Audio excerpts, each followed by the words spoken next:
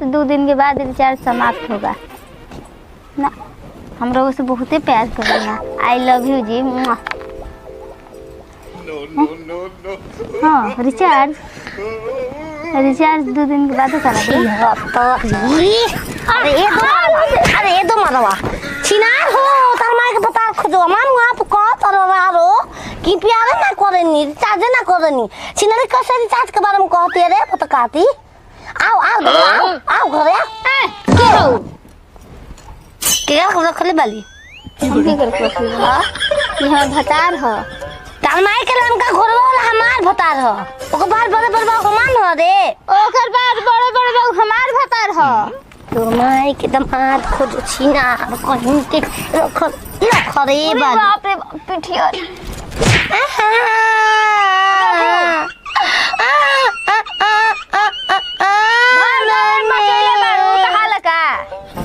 हाल कर चाच करो बुझी न रो कमा के दे दल